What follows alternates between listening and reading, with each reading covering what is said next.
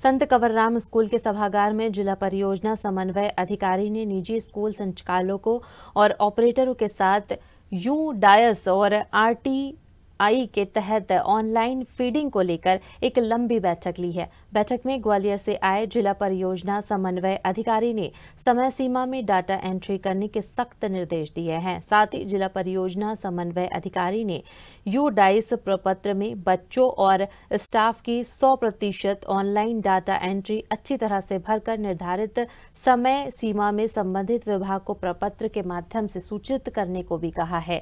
जिला परियोजना समन्वय अधिकारी रविंद्र सिंह तोमर ने बताया कि यूडाइस के तहत जो भी स्कूल लापरवाही बरतेगा उसे नोटिस जारी कर जिला कलेक्टर के ग्वालियर के संज्ञान में लाया जाएगा। उनकी मान्यता भी रद्द की जा सकती है।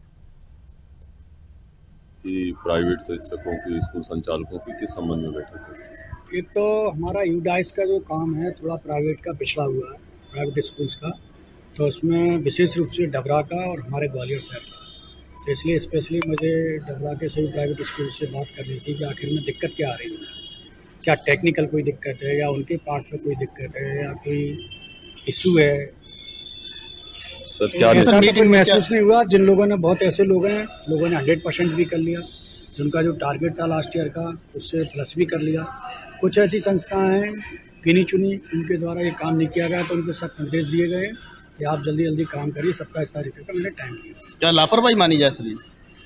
हाँ, ये तो थोड़ा माना जाएगा कि उनने कहीं ना कहीं अपने ऑपरेटर के या उनके भरोसे रहे और प्राचार्य संचालक महोदय ने स्वयं इसको नहीं देखा। अब मैंने उनको निर्देशित किया आप स्वयं देखिए और अपनी मॉनिटरिंग में इसको काम को कंप्लीट करें। सर दिए गए समय सीमा में यदि ये लोग काम पूर्ण नहीं करते हैं तो किस तरीके की विभाग कार्रवाई? देखिए, इनके विरुद्ध कार्रवाई फिर एक मान्यता का इशू रहता है और उससे पहले इनको मैं नोटिस दूंगा और कलेक्टर साहब के संज्ञान में ये बात लाई जाएगी, पूरी नोट शीट पे उनके संज्ञान में लाई जाएगी और सरकार इसको प्रेषित कर देंगे। तो जहाँ से जैसे निर्देश मिलेंगे वैसी कार्रवाई। सर एक दूसरा सर जो शासकीय शिक्षक हैं उनके भ्रमण भत्ते नहीं दिए जा रहे हैं, सर क्या? शासकीय शिक्षकों को जन शिक्षक है जो 1000 भ्रमण मिलता है, वो तो मिलता है, लेकिन ये है कि उसका कोई, मान लीजिए अकाउंट्स की फाइल है, अगर कोई उसमें इशू होगा, कोई अगर प्रॉपर्ली नहीं हुआ होगा उसमें, तो उसको क्वेरी के लिए भेजा होगा वापस। सर कई लोगों का कहना है कि जो इंक्वायरियां हैं उन्हें कंप्लीट करके भेजा जाता है, उसके बाद भी वहां से रिजेक्ट। नहीं, ऐसा तो नहीं होता है कभी, इंटेंशनली ऐसा कभी नहीं होता।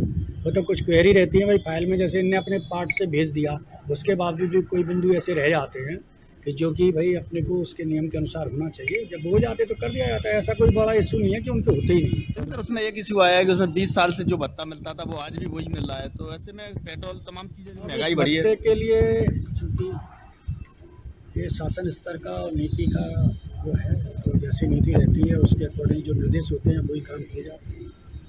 दूसरा, हमारे यहाँ 58 की एग्ज़ाम होने वाली है, उसके संबंध में भी चर्चा की है। जो हमारे स्कूल से उनको एक्चुअल में मार्कशीट लेनी है, उसकी फ़ी जमा करनी थी, तो कुछ लोगों ने, सभी ने कर दी, कुछ लोगों की रह गई है, तो उनको निर्देशित कर दिया गया। सर